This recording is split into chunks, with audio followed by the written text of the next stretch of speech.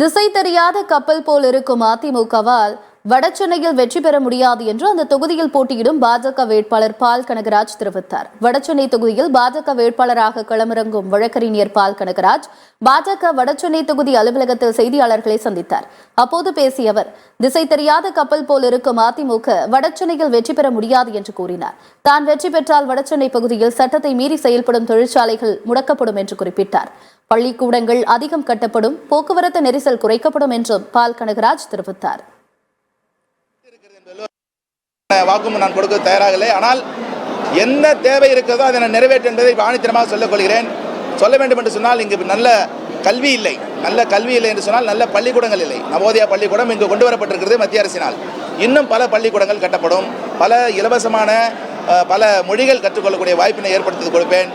இந்த பகுதியில் உள்ள போக்குவரத்து நெரிசல் இருக்கிறது, அதை சீராக கட்டுக்குள் கொண்டு வருவதற்கான எல்லா ஏற்பாடும் செய்வேன். மேம்பாலம் அமைப்பதற்கான முயற்சியை மேற்கொள்வேன். மத்திய அரசு திட்டத்தின் வாயிலாக என்ன செய்ய முடியுமோ இந்த பகுதி வளர்ச்சிக்காக செய்வேன்.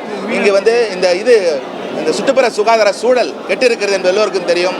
சட்டத்தை மீறி நடத்துகின்ற தொழிற்சாலை யாராக இருந்தாலும் சரி, அவர்களை நிச்சயமாக சட்டத்தின் முன் நிறுத்துவேன். நான் எனக்கு வாய்ப்பு கொடுத்தால் என் அதிகாரத்தை பயன்படுத்தி அவர்களை முடக்குவேன் என்பதை நான் உறுதியாக கூறுகிறேன்.